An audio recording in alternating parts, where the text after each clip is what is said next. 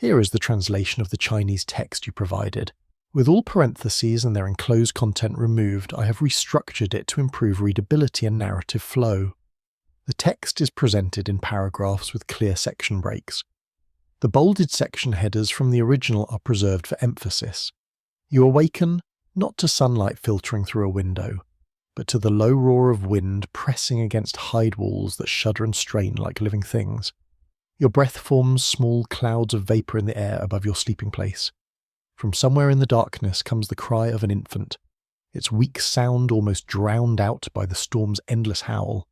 This is not the storm you chose. You're simply here, now, in this fragile shelter, and this blizzard will decide whether you see another dawn. Feel the cold seeping through every seam you thought you had sealed yesterday.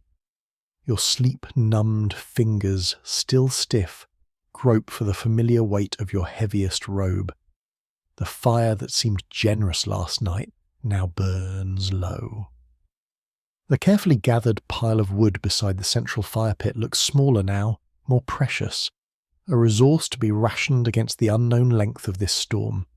Imagine yourself there, waking not to comfort but to the immediate calculus of survival. Your dwelling is crude, a dome of bent saplings layered with birch bark and hides, banked with snow, insulation and prison both. The entrance faces away from the prevailing wind, a lesson learned over generations of winters. But even the wisest orientation cannot completely defeat a blizzard that seems to attack from all sides, finding every weakness, every neglected point of defence. You rise carefully in the low space, your back aching from months of movement in such cramped quarters the roof almost brushes your head as you sit up. This is not a grand longhouse, it is survival distilled to its essence. Everything is chosen for function, not comfort. The walls curve around you like cupped hands, creating a tiny bubble of human space in a boundless white expanse. The fire demands constant attention, not the casual tending of a modern hearth, but the vigilant guardianship of the thing that sustains life. You know exactly how many sticks remain, how long each will burn, which bark catches quickest, which smoulders slowest for the long hours of a storm. Every flame is precious, every ember guarded like a fragile secret. Your hands move through familiar actions, adjusting the smoke flap at the lodge's peak, checking that snow hasn't blocked its exit, adding a small piece of wood, coaxing the fire back to a steady warmth. Smoke stings your eyes, as it has for months, leaving them perpetually red and weeping. Your hair carries the scent of the fire. Your clothing, your skin, everything is imbued with the lasting fragrance of the hearth that keeps you alive. Around you, other members of the family begin to stir slowly from sleep. An elderly grandmother sits up with cautious movement, her joints stiff from cold and damp. A young mother checks her infant, ensuring the baby remains warm within layers of rabbit fur wrappings and the heat of her own body given through the night. An adolescent just past childhood tends to younger siblings, his actions showing how early he learned responsibility in this unforgiving world. Imagine yourself there, every morning beginning with the same silent inventory of survival. Outside, the storm continues its ceaseless monologue. The wind shrieks, its voice almost alive, rising to a scream, falling to a low moan that vibrates through the ground beneath your dwelling. Snow strikes the hide covering like flung seed. Occasionally you hear the crisp snap of a branch breaking under the weight of ice. But inside your shelter is another kind of sound, muffled, intimate, human. The soft rustle of someone adjusting a sleeping robe, the slight scrape of a wooden spoon against a birch bark container, the low murmurs of adults talking, not wanting to wake the children. These sounds create a tiny pocket of civilization within the storm's wilderness. A reminder that human life persists even under the harshest conditions. Your breakfast is simple, rationed, calculated against uncertainty. A small patty of pemmican, perhaps a handful of parched corn softened with a little warm water, maybe some dried squash, tough and chewy but offering the body's memory of harvest. Each mouthful is considered, each portion weighed against the storm's unknown duration and the uncertainty of future supply. Water is a constant concern. Snow must be melted over the fire, but melting too much wastes fuel, too little leaves, everyone thirsty. Containers away from the heat freeze. You learn to keep a small amount of water close to your body at night, using your own warmth to prevent freezing, though this means sleeping with the hard container against your ribs, adding to the discomfort of rest. A silent struggle, repeated day after day. The simple acts that keep the flame of life flickering in the face of winter's assault. As the morning hours pass, tasks emerge that have nothing to do with comfort, only with continuation. Someone must check the entrance tunnel, ensuring drifting snow hasn't blocked the only way in or out. This is delicate work. Remove too much and you lose insulation. Remove too little and you risk being trapped if the storm intensifies. The hide walls require constant inspection and adjustment. The wind finds the smallest gap and exploits it mercilessly.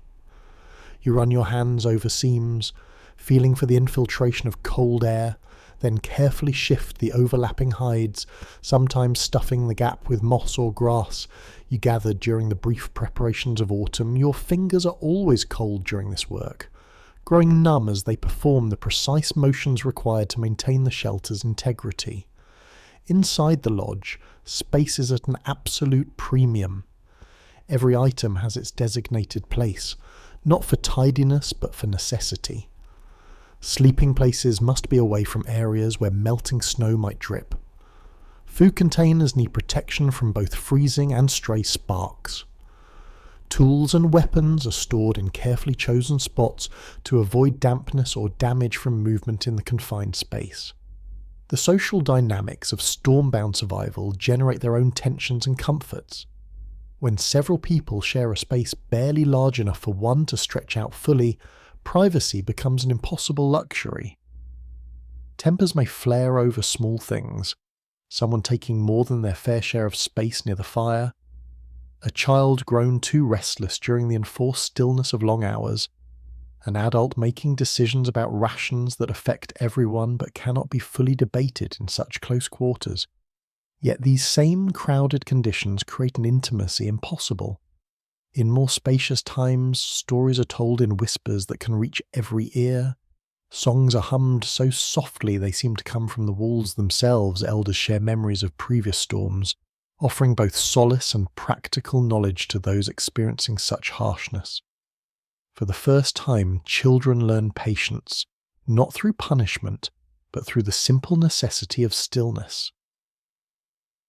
As stillness means survival, your body adapts to this confined life in ways both practical and uncomfortable.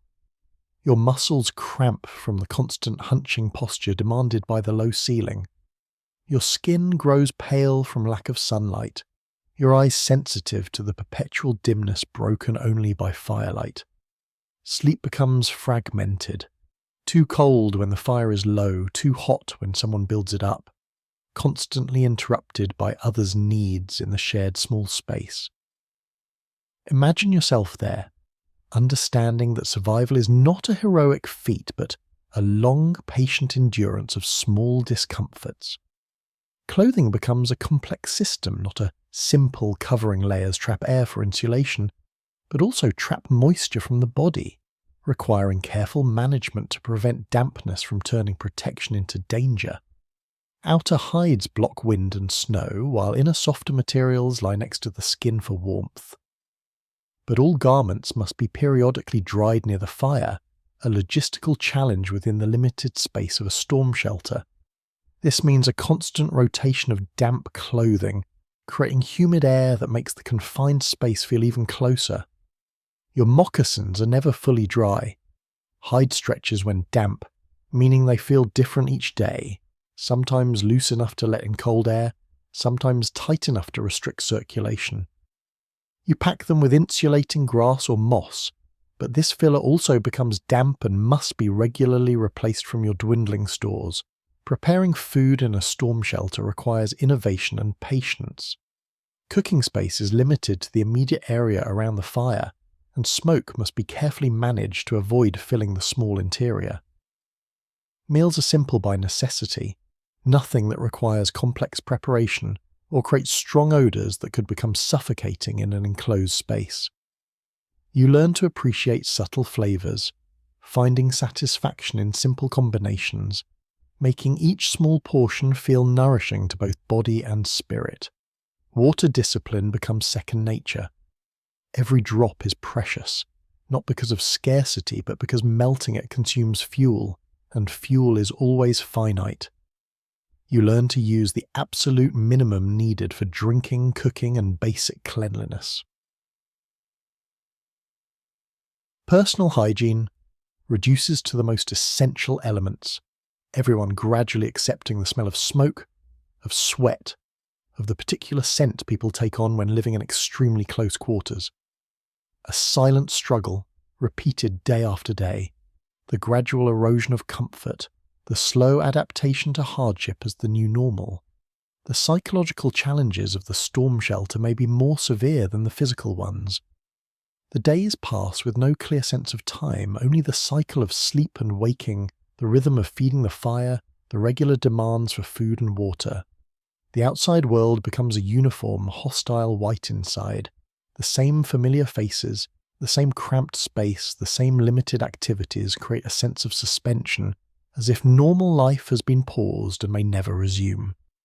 Boredom becomes a luxury you cannot afford, for boredom assumes this condition is temporary, that amusement and variation will return soon. Instead, you learn an active patience, a way of living in each moment without constantly wishing it away. You find interest in small things, the different sounds various woods make as they burn, the shifting patterns of shadows on the curved walls, the subtle variations in the sound of the storm outside. Children cope with this suspension differently than adults. They adapt quickly to narrow confines, creating games that can be played almost silently.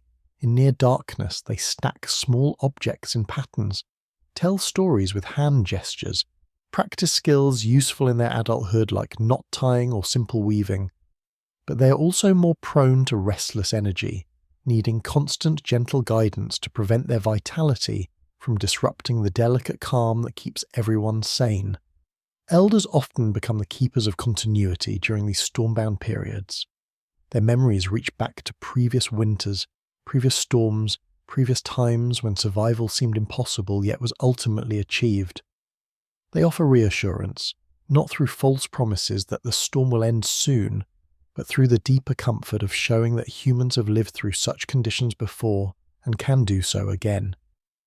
Imagine yourself there, feeling the weight of responsibility, not just for your own survival, but for the group that depends on your contribution to the collective effort. Night and day blur within the storm shelter. The fire provides the only light, and its needs dictate the rhythm of activity, not the sun's position. Someone must always remain alert enough to tend the fire, meaning sleep becomes a shared responsibility. People take turns staying half awake, ready to add fuel or adjust the airflow as needed. Dreams in the storm shelter often feature open spaces, warm sun, and abundant food. You wake from these dreams to the reality of curved walls, smoky air, and carefully rationed meals. This contrast underscores how thoroughly your life has been reduced to these basic elements. Yet, in this reduction, there is a strange comfort, a clarity born of knowing exactly what matters and what does not. The storm shapes time itself with no markers of sunrise or sunset to mark the passage of days, with no ability to move freely between different activities and locations. Time stretches and compresses in unpredictable ways. A day of monotonous waiting may feel like a week, while a week may feel like a single extended moment focused on survival. Your hands become tools shaped by the storm's demands. They grow adept at working in near darkness, accomplishing delicate tasks while wearing thick gloves, judging temperature and texture and moisture content by touch alone. They learn to conserve motion, accomplishing necessary tasks with minimal movement because every unnecessary action wastes energy and heat. Imagine yourself there, discovering that survival is an art requiring both technical skill and spiritual endurance. As the days blend into one another in cycles of sleep and waking, eating and tending the fire, you begin to understand something profound about human resilience. It is not the dramatic heroism of stories, but something quieter and perhaps more extraordinary: the ability to keep functioning, to keep caring for others, to maintain hope and humanity when stripped of almost everything but the bare fact of existence. The storm teaches a deep patience unknown in easier times, not an impatient waiting for pleasant things to begin, but a deep acceptance that this moment, however difficult, may be the only one available, and therefore must be lived as fully as possible. You learn to find tiny satisfactions, the perfect adjustment of the fire, creating steady warmth without wasting fuel, successfully mending a gap in the wall covering, the quiet contentment of lying under your robes feeling warm while the wind howls outside. Taste begins to change when food represents not pleasure but continuation. Simple combinations become complex experiences as your senses grow sharp from deprivation and focus. A piece of dried meat, chewed slowly, releases layers of flavour, memory, and gratitude. Water warmed over the fire becomes a luxury worthy of careful savouring. A silent struggle, repeated day after day, but also a silent victory, repeated with each successful day, each night kept warm. Each morning the fire still burns and life continues. The social bonds forged in the storm shelter are of a different quality than friendships or family relationships that develop in easier settings. They are connections created by mutual dependence, shared vulnerability, the knowledge that each person's well-being directly affects another's survival trust, becomes a practical necessity, not an emotional choice. Cooperation happens not because people are inherently good, but because it is the only path to continuation. Yet, within these bonds of necessity, genuine care and affection flourish. The grandmother who shares her warmest robe with a child, the young hunter who gives up his portion of meat to ensure a pregnant woman has enough nourishment, the adolescent who stays extra vigilant during firewatch duty, humming quietly to stay awake and by chance provides a soft sound for others to fall asleep to.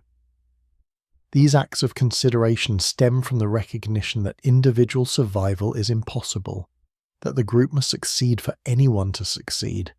Your body learns new definitions of comfort and discomfort.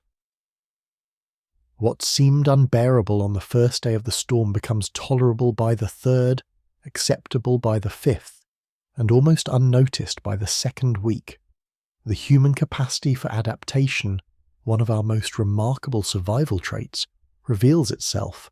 Sensations of pain that would command attention in normal life become background feelings, perceived but not allowed to dominate consciousness. The storm shelter teaches you that home is not a place, but a condition. A state of being protected, of belonging somewhere, of sharing space with people who care whether you live or die. This realization changes your perception of the shelter itself. The curving walls that at first seem so oppressive begin to feel protective. The low ceiling that forces you to hunch becomes familiar, its proportions just right for the kind of life lived within it. Imagine yourself there, feeling the slow process of hardship turning into another kind of normal, discovering strengths you didn't know you possessed. As the storm continues, such storms of this severity can last for days or even weeks. You begin to understand why your ancestors chose this life, why they developed these techniques, why they persisted in a region where survival required such intimate knowledge of winter's demands. Not because life was easy, but because it was possible, and possibility is enough when the alternative is extinction. The fire becomes more than a source of heat and light. It becomes the center of a tiny cosmos around which all other activities are organized. Its needs structure time, its presence defines safety, its fragility reminds everyone of their own, and its continuation proves that even under the most difficult conditions, persistence is possible. During the long days of confinement, your relationship with the storm itself evolves. At first, it seems a malevolent force, an enemy to be defeated or endured gradually. You come to understand it as a natural phenomenon, neither good nor evil, simply the condition within which life must be conducted. This acceptance does not make the storm less dangerous, but it makes your response to it more effective, less exhausting, more sustainable over the long periods that weather changes require. Imagine yourself there, learning that survival is not about conquering nature, but about finding your place within its larger patterns. Sleep in the storm shelter requires a different relationship to rest than sleep in comfortable surroundings. You learn to sleep lightly, ready to wake if the fire needs tending or conditions change requiring a response. You learn positions that keep you warm but allow necessary quick movement. You learn to sleep despite discomfort, despite noise, despite the constant awareness that your safety depends on maintaining the conditions that make the shelter functional. Dreams during storm confinement often involve movement, running across open plains, walking through forests, traveling freely between places. These dreams serve as psychological release, letting the mind experience mobility the physical environment has made impossible. Waking from such dreams heightens awareness of confinement, but also strengthens appreciation for the protection the shelter provides. The storm will end. You know this intellectually, but knowing and feeling are different things. Each day tests the belief in the possibility of change, the belief in the return of normal weather, the belief that the group will survive until conditions improve. This faith must be maintained with no external evidence, sustained only by the memory of previous storms, trust in the shelter technologies developed over generations, and commitment to continue the behaviors that make survival possible.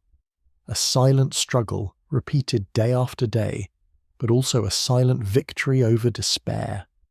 A daily choice to keep caring for yourself and others, even when circumstances make caring difficult. As we slowly withdraw from this intimate picture of surviving within the storm, as we leave behind the smoky warmth of the shelter and the muffled roar of wind against hide walls, we take with us an understanding. Human resilience takes many forms. Sometimes it looks like dramatic action, but more often it looks like this: the patient repetition of small actions that sustain life, the quiet cooperation that makes survival possible, the daily choice to continue existing even when existence has been reduced to its most basic elements. The people who lived through these storms were not heroes in the traditional sense. They were simply human, having learned through necessity and tradition how to persevere under conditions that would challenge anyone today. Their strength lay not in the ability to conquer winter, but in the willingness to adapt themselves to winter's demands while maintaining the basic elements of human life: warmth, nourishment, companionship, and hope for eventual change. As daylight fades, let us turn our attention to another life unfolding within these same storms, on the vast land of the northern plains, where winter comes early and leaves late, and blizzards can transform familiar landscapes into alien worlds of white silence. There lived a man whose name carried the weight of his people's survival. Little Shell, Ayab in his own Ojibwe language, a name that speaks not of his stature but of the sacred object connecting him to generations of leaders who guided their people through countless difficult seasons. His story is not one of dramatic battles or great speeches, but of something quieter and perhaps more profound. The story of a leader whose greatest victories were measured not in territory claimed or enemies defeated, but in the simple fact that his people could still wake each morning after enduring the harshest conditions. It is the story of families holding together under the most severe circumstances, of children learning the skills they would need for winters to come. Imagine yourself there, following a leader whose burden was not glory, but the endless responsibility of keeping people alive. Little Shell became a leader in a time when leadership itself was being redefined by forces no single person could control. The world known to his grandparents, seasonal migrations following the buffalo herds, the choice of winter camps based on centuries accumulated wisdom about wind patterns and water sources, was disappearing under pressure from treaties, borders, and policies made by people who'd never spent a winter in a snowbanked bark lodge. He was born knowing that among his people, leadership meant something different than the command structure understood by newcomers. A chief's authority came not from the power to compel obedience, but from the demonstrated ability to make decisions that served the group's survival. Every choice he made would be judged not by abstract principles of right and wrong, but by the practical standard of whether it helped his people through another winter. The Pembina band of Ojibwe who looked to Little Shell for guidance possessed a deep understanding, developed over countless generations, of how to survive in the region where the North American plains meet the northern forests. They knew which woods burned longest with least smoke, which animals provided the best winter clothing, how to build shelters that could withstand the particular combination of wind and temperature their homeland was known for. But the knowledge that had sustained them for centuries was now confronting situations previous generations had never faced. Treaty boundaries drawn by distant officials often separated people from their traditional wintering grounds. Promises of government supplies sometimes failed to arrive at critical moments. The buffalo herds that had once provided meat, hides, and bones for shelter construction had become unreliable, hunted by commercial hunters who took only the valuable parts, leaving the rest to rot on the prairie. Elsewhere, another life is unfolding, shaped by the same storms, yet bearing the additional weight of responsibility for the survival of others. Little Shell's leadership was tested repeatedly by winters that seemed to grow harder each year, not because the weather was changing, but because the circumstances in which his people faced it were becoming more precarious. A bad storm that previous generations might have weathered easily from well-supplied winter camps now became a potential disaster when supplies were delayed. Access to traditional hunting grounds was restricted, and families were scattered across unfamiliar lands.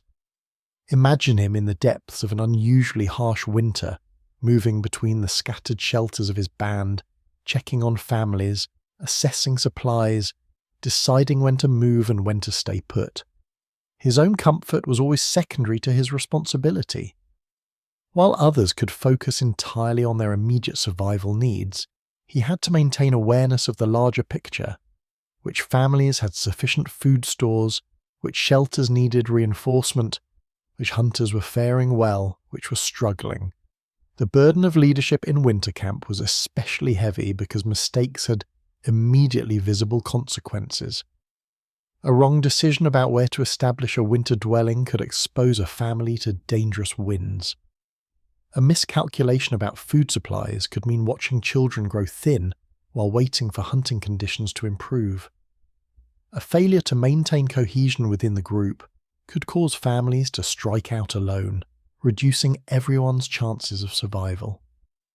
Little Shell learned to read the subtle signs that indicated how his people were coping with the pressures of a difficult winter. The way a mother held her child could reveal whether she was confident about food supplies or beginning to worry. The tone of conversation around an evening fire could hint whether group morale remained strong or was beginning to fray under continued stress. A hunter's willingness to share information about game movements reflected his trust in leadership and commitment to the collective effort. During winter camps, his own dwelling was typically no larger or more comfortable than those of the families he led. In Ojibwe tradition, leadership did not include material privileges that separated a chief from the people, especially during difficult times.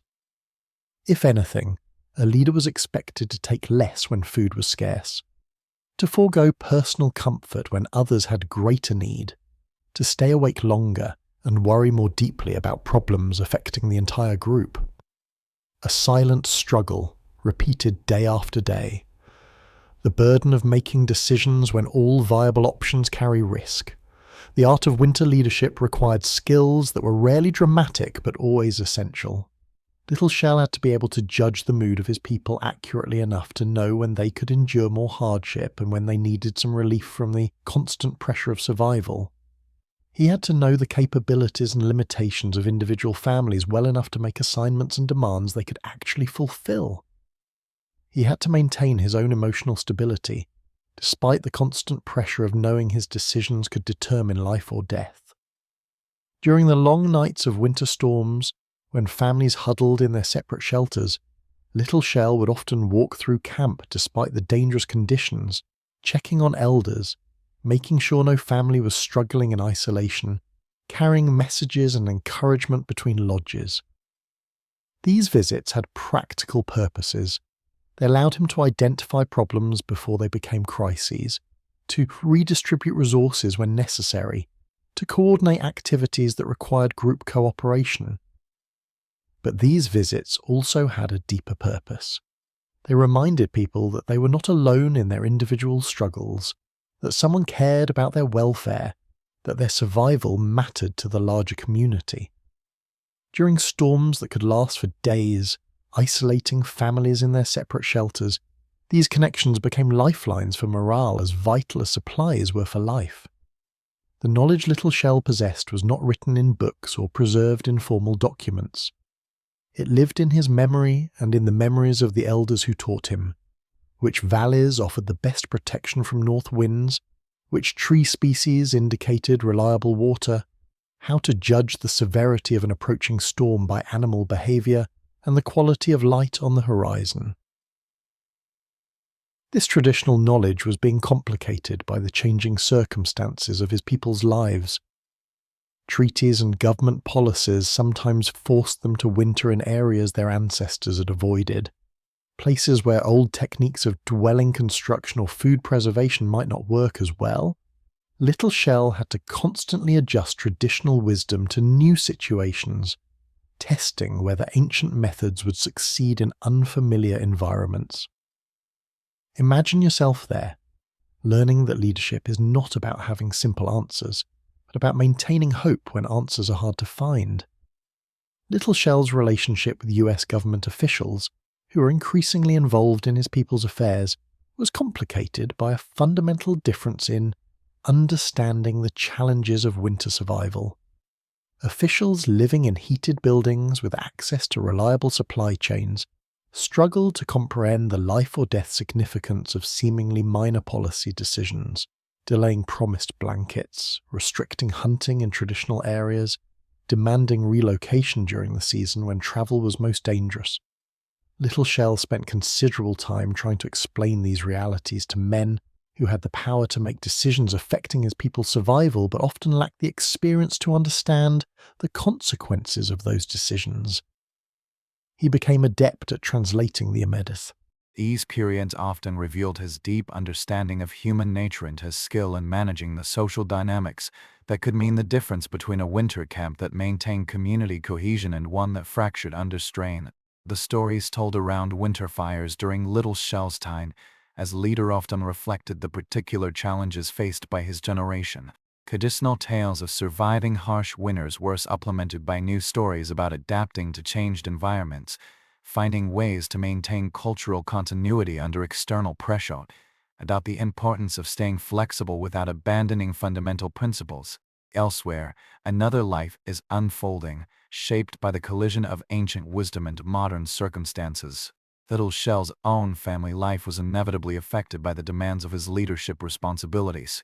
His children grew up understanding that their father's attention was shared with the entire community, but their family's resources were available to others in need, that their personal comfort was often secondary to the well-being of families facing greater hardship. This created both opportunity and burden, a learned responsibility and loyalty to the community from an early age. But they also sometimes felt the weight of expectations and the pressure of being constantly observed as examples for other young people. His wife played a role often invisible to outsiders but crucial to the functioning of his leadership. She managed the practical affairs of the household in ways that allowed him to focus on community responsibilities served as an informal counselor to women in the community who needed guidance or support and provided with insights about family conditions and community dynamics that might not be apparent from more formal leadership interactions. The seasonal rhythm of Little Shell's leadership responsibilities followed a pattern that was both traditional and adapted to contemporary circumstances.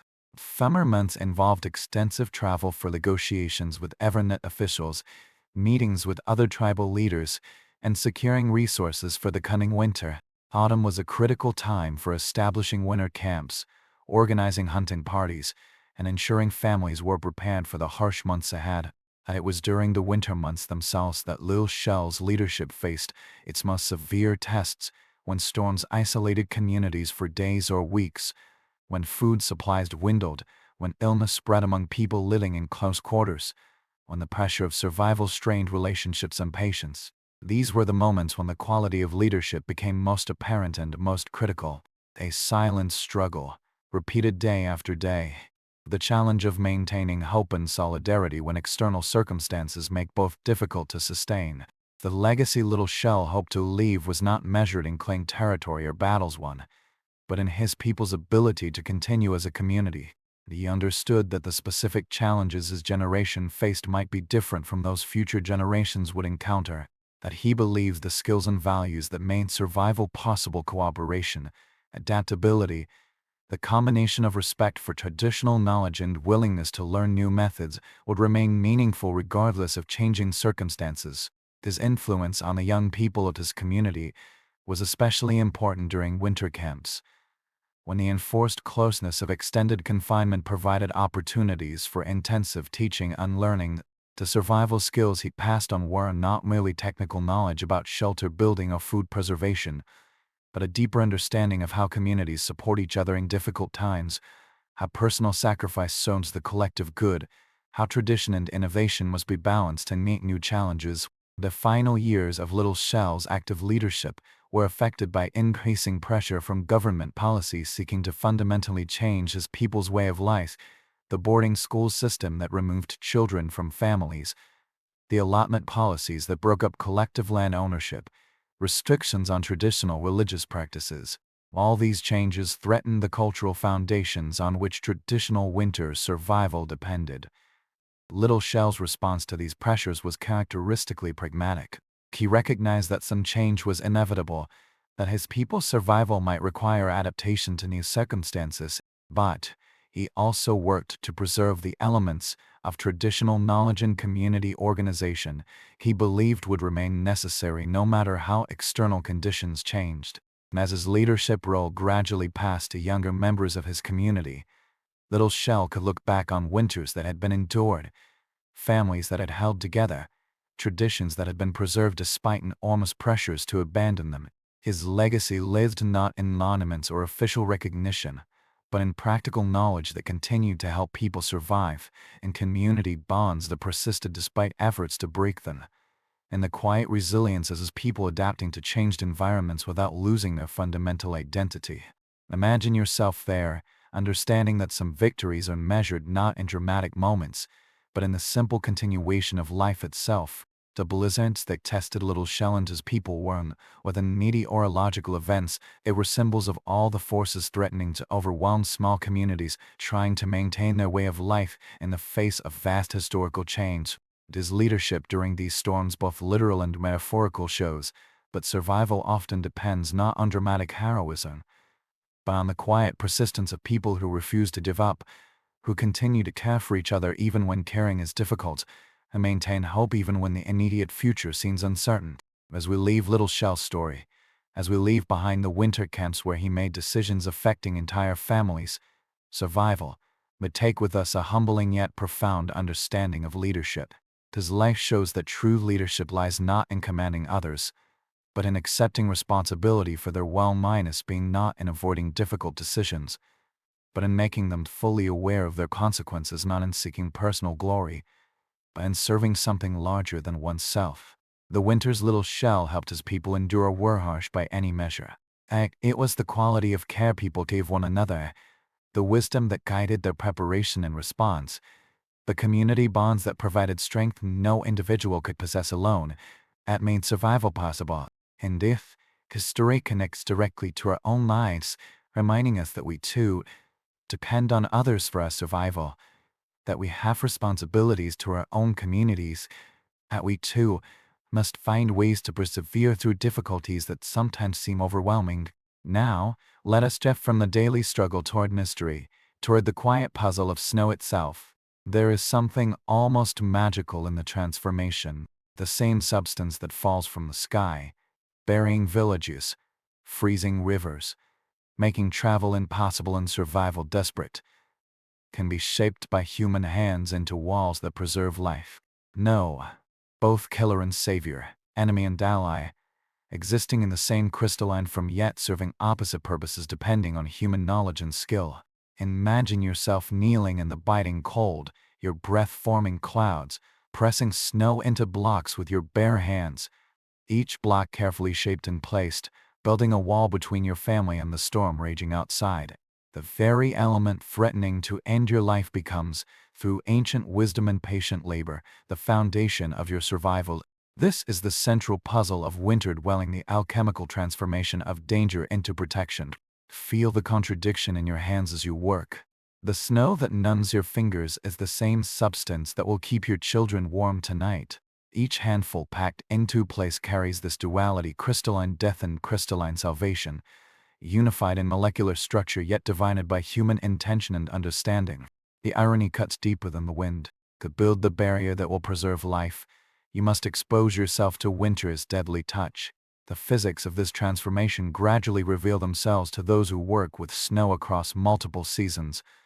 Fresh snow consists of up to 90% air trapped between ice crystals, and the seemingly fragile structure provides excellent insulation. Yet when compressed and shaped by knowing hands, these same crystals bond and fuse, creating building blocks capable of bearing considerable weight while maintaining their insulating properties. The process requires understanding a precise balance. Minus compression leaves an unstable structure over minus compression destroys the air pockets that provide thermal protection. In matting yourself there, learning not to see snow as an obstacle, but as the raw material of delivering. Different snow conditions demand entirely different approaches. Traditional builders developed complex classification systems for identifying the best construction material. Wind-packed snow, hardened by constant airflow, offers structural strength but requires different cutting techniques than the softer snow found in sheltered valleys. Powder snow can be transformed through careful layering and compaction. Wet snow from warmer periods must be used immediately before freezing makes it unbreakable. The seasonal timing with snow harvest was critical knowledge passed between generations.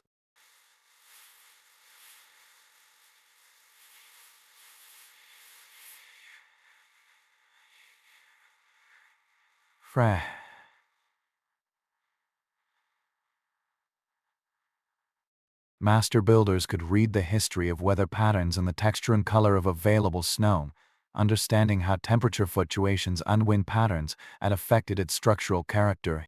Temperature management during construction represents another layer of complexity rarely appreciated by modern observers. Working with snow and extreme cold requires balancing the necessity of maintaining body heat against handling material that becomes unworkable if it warms too much. Traditional builders learned to work in short, intense periods of labor, warming themselves at carefully tended fires between construction phases, seasoning their labor to daily temperature patterns that made specific tasks easier at certain times. Archaeological evidence whispers to us across centuries, offering tantalizing glimpses of techniques that once meant the difference between life and death. Excavations across the northern plains and subarctic reveal circular depressions in the ground, hollows often overlooked by casual observers that once held the foundations of structures designed to exploit snow's insulating properties. These subtle traces in the landscape are like ancient blueprints, encoding knowledge that allowed people to survive countless winters. These depressions were typically 12 to 16 feet across, just large enough for an extended family but small enough to be effectively heated by a single fire. Around these circles, archaeologists sometimes find patterns of post holes that once held uprights for wooden frameworks, bent saplings or straight poles providing the skeleton over which layers of bark, hides, and snow were built. The arrangement of these holes tells stories of construction techniques passed down through generations, of precise angles and spacing that achieve maximum stability with minimal material. Recent advances in archaeological techniques have revealed additional layers of complexity at these ancient sites. Ground-penetrating radar sometimes detects subsurface features indicating that elaborate drainage systems were carefully constructed to channel meltwater away from living areas without compromising structural integrity. These drainage features, often shallow trenches lined with stone or organic material, show an understanding of how snow structures interacted with ground conditions that changed throughout the winter season. Soil analysis from excavation sites reveals microscopic evidence of construction techniques that left no visible trace. Pollen samples trapped in ancient occupation layers tell stories of organic materials mixed with snow for insulation. Hay, leaves, even animal fur each contributed specific properties to the structure's overall thermal performance. Chemical analysis of soil residues can identify the use of natural binders like pine resin or animal fat that help snow blocks adhere more effectively. But the most fascinating archaeological evidence is often the most ephemeral, subtle changes in soil color indicating where organic materials once existed. Microscopic traces of charcoal, marking the location of ancient hearths, slight variations in ground texture showing how people moved within these spaces during occupation. These traces require expert interpretation to yield their secrets. And even then, much of the story remains hidden. Analysis of bone fragments from winter dwelling sites provides insight into the tool technology essential for snow work. Scrapers carved from caribou shoulder blades show where patterns consistent with snow cutting and shaping activities.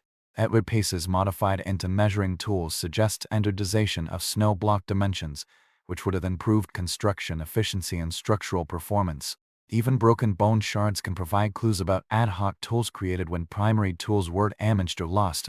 Fire-cracked rocks scattered around ancient dwelling sites provide clues about heating methods designed to maximize efficiency while minimizing smoke production. These rocks were heated in fires, then used to warm sleeping areas or melt snow for water without requiring constant attention to an open flame. The size and type of stones, the distribution patterns, even the specific ways they cracked under repeated heating and cooling, all these details help us understand techniques that left almost no other trace. Selecting the right stones for heating applications required knowledge that went far beyond simple availability. Stones containing moisture can explode when heated, creating dangerous projectiles in confined living spaces. Certain rock types retain heat longer than others, making them more valuable for overnight warming applications. Some stones produced toxic fumes when heated, knowledge that meant the difference between a useful tool and a lethal hazard. Excavations sometimes reveal evidence of stone caches, carefully prepared collections of rocks suitable for fire use, stored near winter dwelling sites for use during construction and occupation. These caches represent forward planning that began during summer months, when suitable stones could be identified, tested, and transported to locations where winter construction activities would require them. A silent struggle, repeated day after day. The challenge of reconstructing knowledge that was never written down, only demonstrated and remembered. The cultural technology of working with snow extended far beyond simple construction. Different types of snow required different approaches. Fresh powder could be compacted and shaped in ways brittle old snow could not. Wind-crusted snow had structural properties that made it valuable for certain applications. Split snow from warm periods, if applied correctly, could form a nearly waterproof barrier.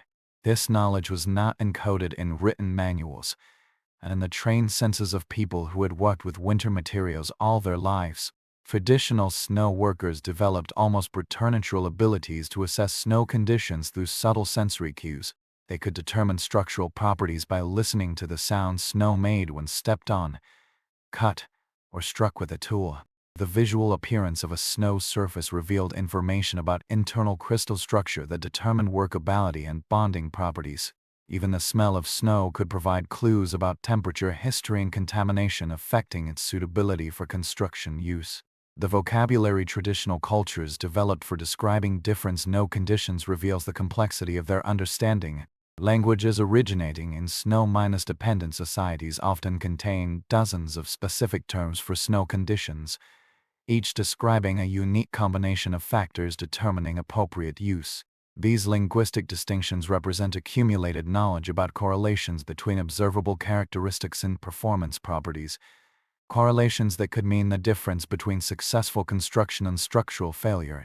Assessing snow quality required understanding complex relationships between temperature, humidity, wind exposure, and time that determine crystal formation patterns. Master builders could read the history of weather conditions and the layered structure of a snowpack, identifying strata formed during different storm systems and understanding how these layers would interact during construction and throughout the winter season. The timing of snow shelter construction was crucial and required reading subtle environmental signs modern people might find difficult to interpret. Starting construction too early meant working with snow that hadn't yet reached suitable consistency. Waiting too long meant facing more severe conditions that made construction dangerous or impossible. Traditional knowledge included understanding how temperature fluctuations, wind patterns, and humidity affected snow quality. Knowledge gained through generations of experience and passed on through careful observation and practice. Weather prediction skills accompanying snow construction knowledge represented another area of traditional expertise largely lost. Traditional builders learned to read atmospheric conditions days in advance, recognizing cloud formations, wind shifts, and temperature trends indicating optimal construction windows. This predictive ability was essential for timing construction activities that might require several days to complete under rapidly changing conditions. The integration of astronomical observation with weather prediction added another dimension to traditional snow construction planning. Seasonal patterns of star positions provided time references that helped predict general weather trends, while moon phases were correlated with barometric changes affecting snow conditions. This astronomical knowledge was often embedded in cultural traditions and seasonal ceremonies, reinforcing practical information through ritual practice. Snow used for insulation had to be applied in layers, each serving a different purpose. The innermost layer, closest to the living space, was often mixed with organic materials like hay or leaves, creating air pockets that enhanced insulation while absorbing interior moisture. A middle layer provided structural stability and additional thermal protection. An outer layer was more densely compacted to block wind and shed snow while maintaining the overall integrity of the wall system. The science behind these layering techniques shows a profound understanding of heat transfer principles that modern building science has only recently begun to appreciate. The innermost layer created a vapor barrier, preventing moisture migration from the warm interior space into the structural elements of the wall system. The middle layer provided thermal mass, moderating temperature fluctuations and reducing heat loss through convection. The outer layer created a windbreak, preventing air movement from stripping heat from the inner layers. Humidity management inside snow structures required understanding the psychometric principles governing how water vapor moves through different materials under varying temperature conditions. Traditional builders learned to create ventilation systems that removed excess moisture without excessive heat loss, often incorporating clever air circulation designs that use temperature differentials to drive airflow without mechanical intervention. Traditional builders understood the thermal properties of different organic materials used in snow construction, though this knowledge was expressed in practical terms rather than scientific measurements. Pine needles offered different insulating characteristics than ryegrass, while animal furs provided unique properties that made them valuable for specific applications. The seasonal timing of organic material collection was crucial, as material moisture content and structural integrity varied significantly based on harvest time. Tools used for snow construction were often simple but precisely designed for their specific purposes. Bone scrapers for shaping, wooden mallets for compaction, curved knives for cutting, measuring rods for ensuring uniform dimensions. Each tool reflected deep understanding of the material being worked and the construction techniques being employed. Because many of these tools were made from organic materials that decay over time, they have disappeared from the archaeological record, leaving us to infer their existence only from the results they produced. The design of snow working tools required balancing multiple competing requirements, challenging traditional artisans to create implements that were simultaneously effective, durable, and manufacturable from available materials. Cutting tools needed to maintain sharp edges in extreme cold while resisting brittlences that could lead to catastrophic failure during critical construction phases. Shaping tools required surface textures that prevented snow adhesion while maintaining the grip needed for precise work. The metallurgy of snow construction tools in cultures with access to metals represented specialized knowledge about how different alloys performed under extreme cold. Hand tools required different maintenance techniques than bronze implements, while rare steel created tools that were treasured and cast down through generations. Heat treatment of metal tools for cold minus weather use involved understanding how temperature cycling affected material performance in ways different from temperate climate applications. The handle design of snow construction tools addressed ergonomic requirements specific to cold minus weather work. Handles needed to provide secure grip, even when used with gloves, while preventing thermal conduction that would rapidly chill hands during use. Traditional handle wrappings using leather, cordage, organic materials created thermal barriers that improved tool performance while reducing user fatigue and frostbite risk. Elsewhere, another puzzle falls in the space between what is known and what can only be imagined. The process of building a snow-insulated shelter required coordination among multiple family members, each contributing skills and labor suited to their abilities and experience. Children might gather and sort materials. Adults performed the heavy labor of construction. Elders provided guidance based on their accumulated knowledge of what methods worked and what led to problems. This collaborative approach meant knowledge was constantly being shared and tested, with innovations gradually incorporated into traditional methods. The social dynamics of snow construction created learning opportunities that extended far beyond simple skill transmission. Working together on construction projects provided natural occasions for sharing stories, testing problem-solving approaches, and reinforcing cultural values about cooperation, perseverance, and ingenuity.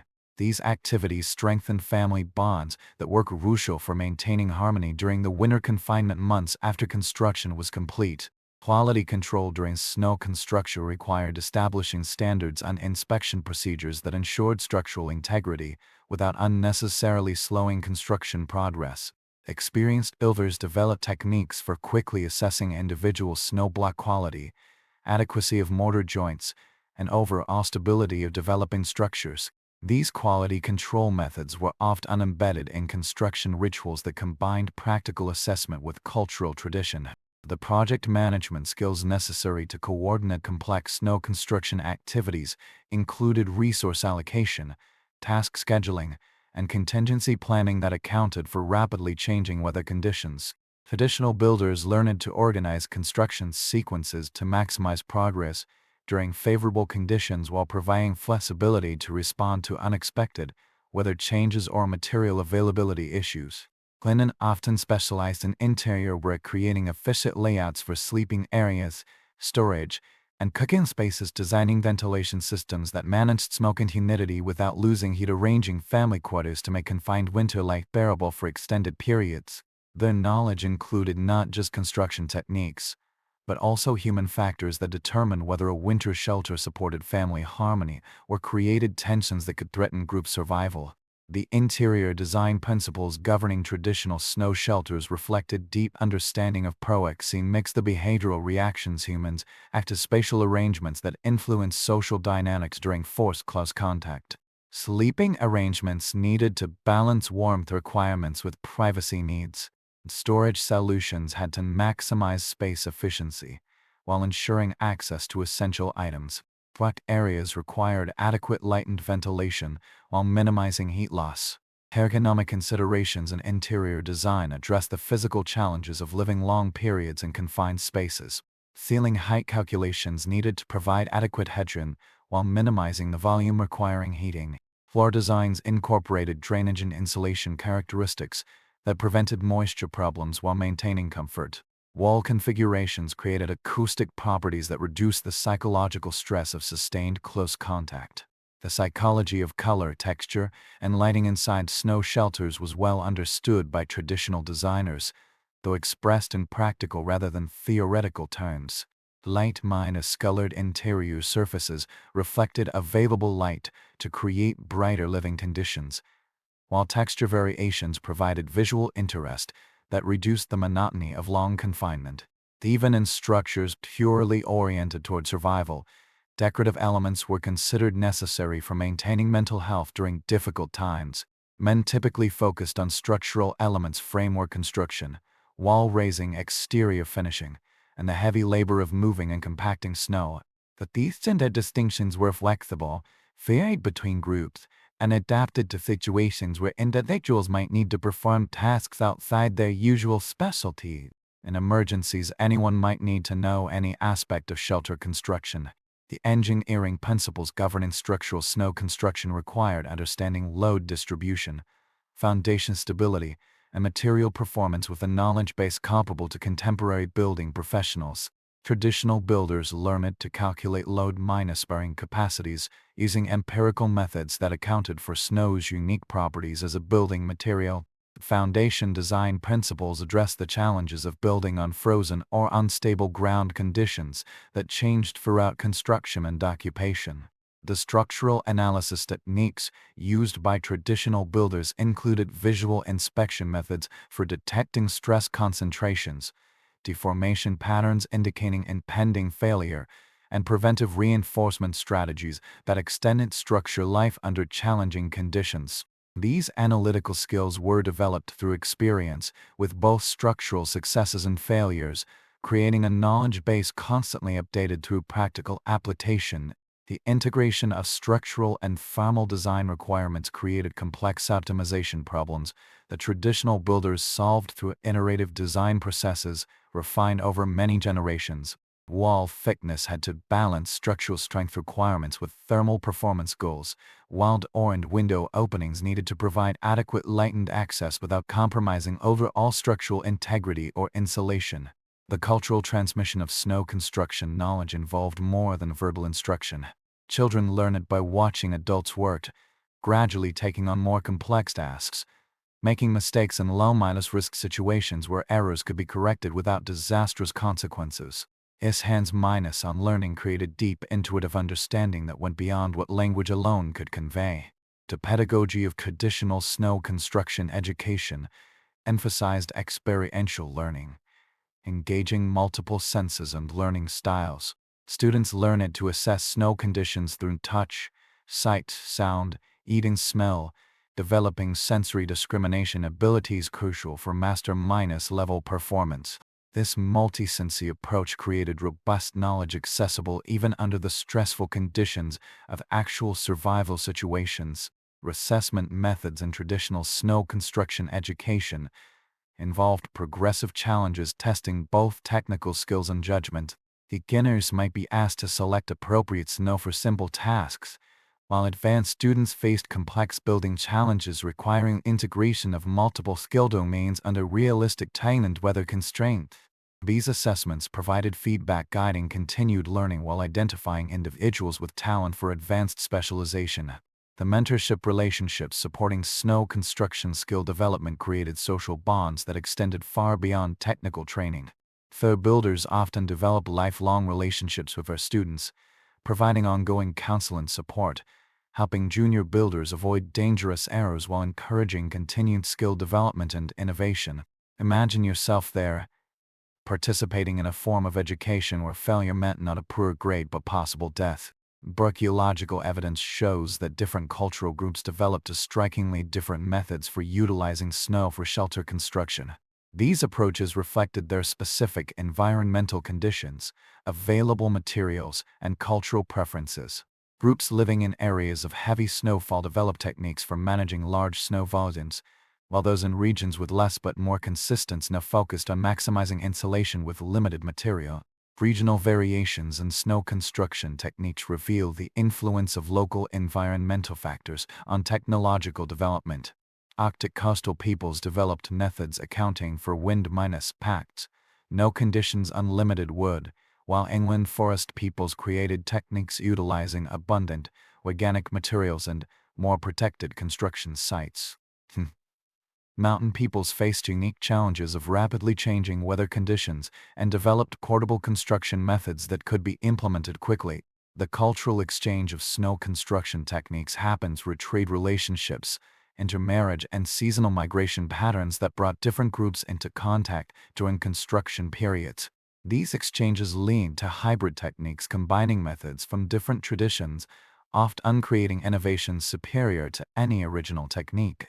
Archaeological evidence sometimes reveals construction features clearly derived from multiple cultural sources. Early anthropologists and explorers' records of traditional snow construction techniques provide valuable documentation of knowledge that has since been lost. Although these accounts often miss subtleties obvious to traditional practitioners, modern attempts to reconstruct traditional techniques using these historical sources frequently reveal documentation gaps that prevent complete recovery of original methods. Some groups created elaborate snow structures including multiple rooms, storage areas, and specialized spaces for different activities. Others perfected efficient single-room designs that could be built quickly by few people. These variations reflected not only practical considerations, but also cultural values about family organization, privacy, and the relationship between individual and community needs during winter confinement. The architectural complexity of elaborate snow structures rivaled that of permanent buildings, incorporating features like entrance tunnels creating airlocks for temperature control, raised sleeping platforms utilizing thermal stratification, and sophisticated ventilation systems maintaining air quality while preserving heat. These features required understanding fluid dynamics, heat transfer, and human factors, demonstrating remarkable engineering capability. The construction scheduling of elaborate snow structures required project management skills coordinating multiple construction phases while accounting for weather variability and changing material availability. Master builders learned to sequence construction activities to minimize exposure to weather while ensuring critical structural elements were completed before conditions deteriorated. The standardization of construction methods within cultural groups allowed rapid assembly of snow structures using modular components and standardized procedures. These standardized methods balanced efficiency gains with the flexibility needed to adapt to different site conditions and material availability. The development of standard dimensions and connection methods facilitated cooperation among builders and reduced construction time requirements. The puzzle deepens when we consider structures that combine snow with other materials in ways that created hybrid systems more effective than any single approach. Archaeological sites sometimes reveal shelter evidence, showing snow walls reinforced with wooden frameworks, soil and organic materials layered with snow to create complex insulation systems, multiple construction techniques integrated to address specific local challenges. These hybrid methods required deep understanding of how different materials interacted, how wooden snow responded differently to temperature changes, how organic materials affected drainage and humidity management, how various combinations influenced structural stability over the long winter. This knowledge represented centuries of experimentation and refinement, gradually developing techniques that optimized available resources for maximum survival advantage. The material science principles behind successful hybrid construction techniques involved understanding differential thermal expansion, moisture migration paths, and structural compatibility between materials with radically different properties. Traditional builders learned to design connection details that accommodated movement while maintaining structural integrity, creating flexible systems able to adapt to changing conditions without failure. The interface design between different materials and hybrid structures needed to address complex problems concerning load transfer, weatherproofing, and maintenance access, challenging traditional builders to develop innovative solutions using available materials and tools. These interface solutions often represented the most complex aspect of hybrid construction techniques, requiring master-level skill for successful implementation. A silent struggle, repeated day after day, the patient process of learning from success and failure across season after season, generation after generation.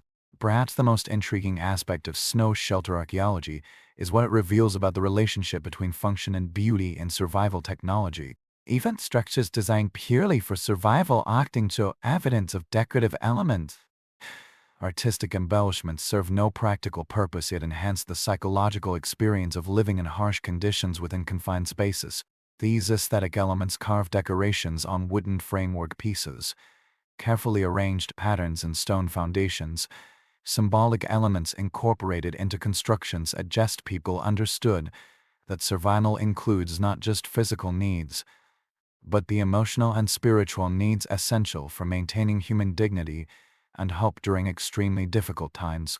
Beauty was not a luxury to be discarded in hard times, but a fundamental element for keeping human dignity and hope alive under extreme hardship. The psychology of aesthetic elements in survival structures reveals a profound understanding of human response to environmental stress that modern survival psychology is only beginning to recognize. Decorative elements provided visual stimulation, reducing sensory deprivation effects, while symbolic decorations reinforced cultural identity and spiritual beliefs, supporting psychological resilience in extreme adversity. Killer application in snow construction often incorporated natural pigments and dyes, creating visual warmth and variation in otherwise monochromatic winter environments. These color applications required understanding material properties that maintained color integrity under extreme cold and damp conditions, using only locally available materials that didn't compromise structural performance. The integration of artistic elements with functional construction features created designs serving dual purposes, satisfying practical and psychological needs while maximizing return on labor investment. Structural elements that simultaneously serve decorative functions reduce the additional labor required for purely aesthetic features while maintaining the psychological benefits these elements provided. The social dimension of snow shelter construction created opportunities for community bonding that may have been as important as the physical protection the structures provided. Working together on construction projects, sharing knowledge and techniques, helping families whose own efforts had failed. These activities reinforced social ties crucial for survival throughout the winter period. The cooperative labor organization of snow construction required leadership skills, conflict resolution abilities, and resource management capabilities that strengthened community social structures. These organizational skills were tested under stressful conditions that revealed individual capabilities and character traits, providing information that influenced social relationships throughout the winter period and beyond. The reciprocal assistance network supporting snow construction activities created social obligations and mutual dependencies that enhanced community survival prospects. Families receiving construction assistance incurred obligations to provide help in other areas, creating a social safety net that distributed survival risk across the community, rather than leading individual families to face challenges alone. Community resource sharing during snow construction included not just labor and materials, but specialized knowledge and tools owned by individuals yet provided for community benefit. These sharing arrangements required sophisticated social protocols balancing individual ownership rights with community survival needs. Large-scale excavations sometimes reveal evidence of coordinated construction efforts, multiple families building their winter shelters in close proximity to one another, sharing labor and resources, creating village-like arrangements that maximize both individual family survival and community cooperation.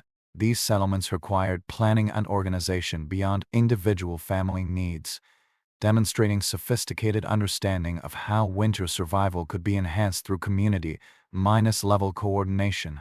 Winter community settlement planning required understanding site selection criteria, optimizing multiple factors including wind protection, drainage, resource availability, and social interaction possibilities. These planning decisions had to balance competing requirements while considering site limitations and seasonal variations affecting community dynamics. The infrastructure development of temporary winter communities included shared facilities like communal cooking areas, tool storage locations, and gathering spaces that enhanced community function while reducing individual family construction burdens. These shared facilities required coordination and maintenance agreements that tested community organizational capacity.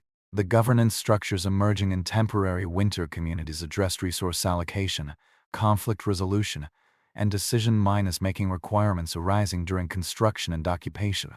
These governance arrangements often differed from summer social organization, adapting to the unique requirements and constraints of winter community life. Now, let us drift from the daily struggle toward mystery. Consider the knowledge that exists in the space between archaeology and imagination. The tools and techniques used for snow construction work constantly evolving as people encountered new situations and developed innovations to address specific challenges. Year-to-year climate variations meant methods that worked well one winter might need modification for different conditions. Population movements brought groups into contact with new environments where traditional techniques required adaptation. This constant innovation means our archaeological evidence may represent only a fraction of the technologies actually developed and used. Many innovations may have been tried briefly then abandoned, either because they proved ineffective or because changing circumstances made them unnecessary. Other innovations may have been used successfully for generations but left no trace modern archaeology can detect. The innovation processes driving snow construction technology evolution involved systematic experimentation with new methods, careful evaluation of results under actual use conditions, and gradual refinement of successful innovations to repeated application. These innovation cycles were often driven by crisis situations where traditional methods proved inadequate, forcing rapid development of alternative approaches. Knowledge documentation in pre-literate societies relied on memory systems, demonstration methods, and material culture traditions that preserve technical information without written records. These preservation systems were often more robust for practical skills than written documentation, yet they were vulnerable to disruption when traditional transmission methods were interrupted. The loss of this knowledge represents one of the great tragedies of cultural disruption. Techniques developed and refined over centuries were sometimes lost within a generation as traditional life patterns were disrupted. Children who should have learned these skills from parents were instead sent to schools that considered such knowledge primitive and worthless. Elders who possessed crucial information died without passing it to successors educated to value different knowledge. Modern-era cultural preservation efforts face significant challenges in recovering and maintaining traditional snow construction knowledge. Even when elder practitioners retaining some knowledge can be found, the lack of practical application context makes validating information or filling gaps in understanding difficult. Modern safety concerns and liability issues often prevent the hands-on experimentation required for full knowledge recovery. Institutional barriers to traditional knowledge preservation include educational systems prioritizing academic knowledge over practical knowledge, economic systems providing no rewards for maintaining traditional skills, and legal systems that may prohibit or restrict once essential survival skills. These institutional barriers often make traditional knowledge preservation work expensive and difficult to sustain. Documentation methods for traditional knowledge preservation must address inherent limitations in describing physical skills and sensory discrimination abilities through written or video records. Even the most detailed records may miss critical elements learnable only through direct experience under actual conditions. Modern attempts to reconstruct traditional snow construction techniques face a fundamental problem as knowledge was never fully captured in writing. Even the most detailed ethnographic descriptions miss subtle aspects of techniques learnable only through direct experience. Contemporary people attempting to reconstruct traditional structures often discover they lack basic information about material preparation, timing, or construction sequence so obvious to traditional builders it was never explicitly explained. The experiential learning requirements for mastering snow construction techniques create challenges for modern reconstruction efforts that cannot easily replicate the extended practice periods and gradual skill development characteristic of traditional learning processes. Skills and practitioners often lack the background knowledge about weather patterns, material properties, and environmental conditions that traditional builders acquired through a lifetime of experience. Safety considerations in modern reconstruction work must address liability issues and modern safety standards that may conflict with traditional practices developed under different legal and social contexts. These safety requirements may prevent full replication of traditional techniques, while making it difficult to assess the effectiveness of historical methods. The authenticity questions arising in traditional knowledge reconstruction work reflect broader issues about the relationship between historical accuracy and contemporary applicability. Pre-construction work must balance academic accuracy against practical utility, often creating hybrid methods that may not fully represent either traditional methods or modern requirements. Imagine yourself there, understanding that survival knowledge is not just information, but wisdom gained through lived experience. The puzzle of snow as both weapon and shield extends beyond construction techniques to encompass entire worldviews about the human relationship with winter. Traditional cultures often developed complex belief systems helping people understand their place within winter's harsh reality, providing psychological and spiritual frameworks for enduring hardship while maintaining hope for survival. These belief systems typically portrayed winter not as an enemy to be defeated, but as a force to be understood and accommodated. Snow was seen as having agency and intention, requiring respectful interaction, rather than mere technical manipulation. This perspective influenced how people approached instruction tasks, infusing practical activities with spiritual significance that may have been crucial for maintaining morale during difficult times. In many traditional cultures, animistic worldviews created spiritual relationships with natural phenomena that enhanced practical knowledge through emotional engagement and careful observation. Snow was understood as having personality traits, seasonal moods, and behavioral patterns that could be predicted and accommodated through appropriate human responses. The spiritual practices associated with snow construction included rituals requesting cooperation from natural forces, ceremonies blessing construction projects, and observances marking important stages of construction or seasonal change. These spiritual elements provided psychological support that enhanced practical effectiveness while creating social bonds that strengthened community resilience.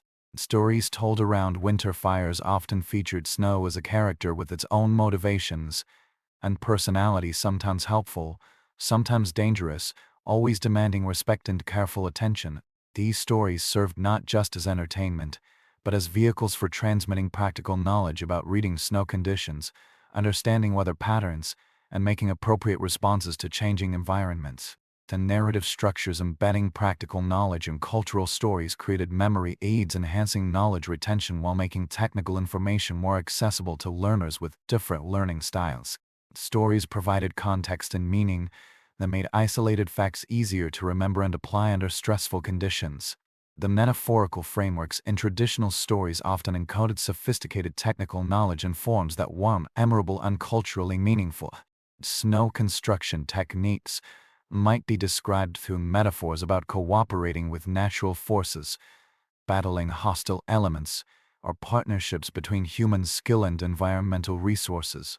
The maintenance systems of oral traditions preserving story-based knowledge required skilled storytellers, regular telling occasions, and community commitment to preserving cultural information through narrative forms.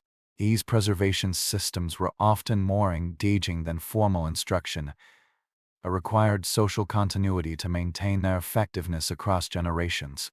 The ceremonial aspects of snow shelter construction have mostly disappeared from the archaeological record, but ethnographic accounts indicate many groups incorporated ritual elements into construction activities.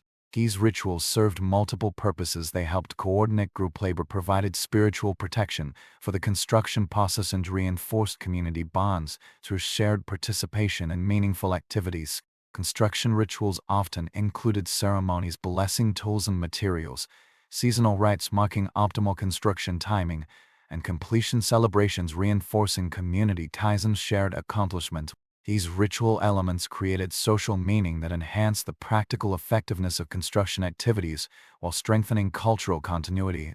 The temporal aspects of construction rituals addressed the psychological challenges of long-term projects requiring sustained effort under difficult conditions. Ritual markers of construction phases provided milestone celebrations, maintaining motivation while creating opportunities to assess progress and adjust plans as needed. Group synchronization through ritual activities enhanced work coordination while creating shared experiences that strengthened social bonds. Ethnic work chants, synchronized movements, and group ceremonies all contributed to efficient labor organization while establishing the community solidarity necessary for winter survival. Elsewhere, another puzzle unfolds in the gradual realization that technical knowledge and spiritual understanding are not separate realms, but interconnected aspects of a unified approach to survival. As winter blizzards bury archaeological sites under layers of snow that will melt and refreeze repeatedly over coming months, we are reminded of the impermanence characterizing both traditional snow constructions and our efforts to understand them. Each spring, as snow melts and reveals the landscape beneath, it offers new opportunities for discovery but also washes away evidence that might have helped us understand how people endured previous winters.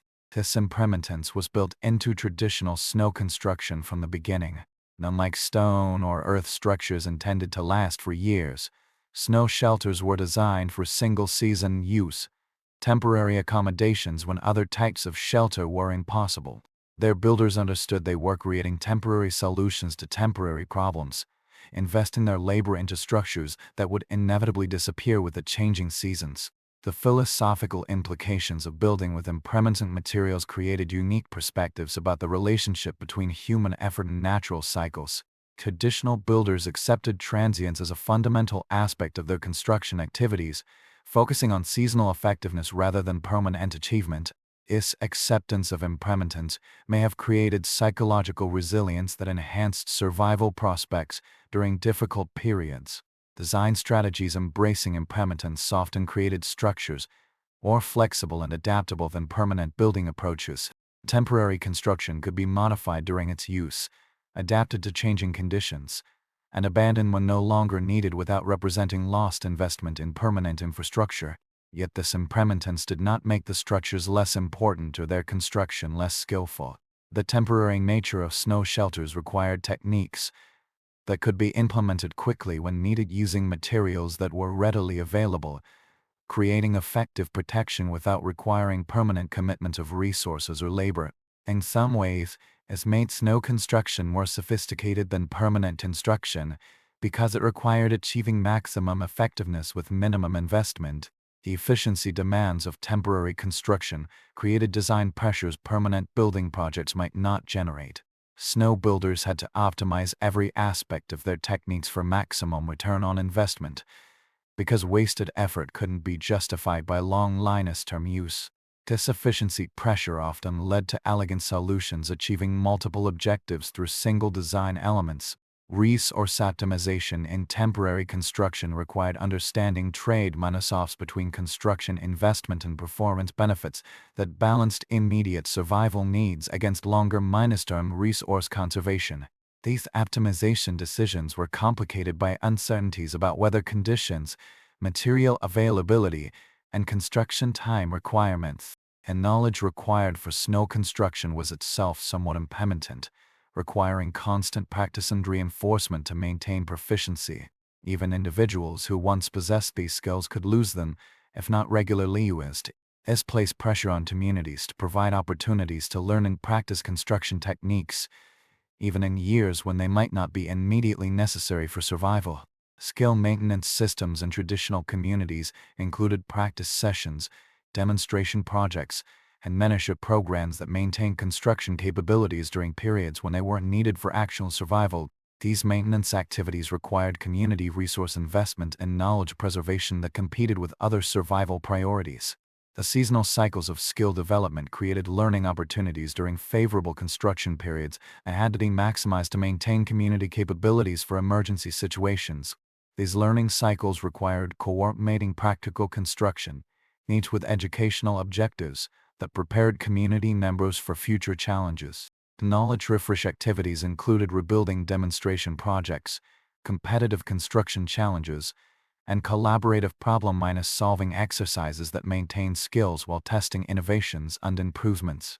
These activities served educational and social functions while ensuring essential survival capabilities remained available when needed. A silent struggle, repeated day after day. The challenge of preserving knowledge that can only be saved through practice and use. Modern people trying to understand traditional snow construction techniques often find this knowledge cannot be separated from the broader context of traditional winter life. Construction techniques that seem puzzling in isolation become perfectly logical when understood as part of integrated systems, encompassing everything from food preparation to social organization to spiritual practice.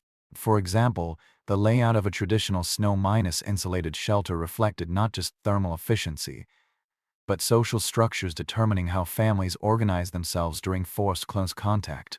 Ventilation systems addressed not just smoke management, but cultural requirements for maintaining proper relationships between family members forced to live in extreme proximity. This holistic integration of technical and social requirements created design solutions simultaneously addressing multiple needs, maximizing the effectiveness of limited resources while maintaining social harmony. Sleeping arrangements had to balance warmth requirements with privacy needs, while work areas needed to accommodate multiple activities without creating conflict over space or resources. Food storage solutions inside snow shelters required understanding preservation principles, access requirements, and security concerns to protect valuable resources from environmental threats and potential social conflicts. Storage designs often incorporated multiple preservation methods and redundant protection systems to ensure food security throughout the winter period. The acoustic properties inside snow shelters influenced social dynamics through their effects on privacy, communication, and psychological comfort during extended confinement periods. Traditional builders understood how different construction techniques affected sound transmission and developed methods creating acoustic environments supporting family harmony and individual privacy needs. These integrated systems mean recovering traditional knowledge requires understanding not just technical skills, but the entire ways of life that supported and gave meaning to those skills.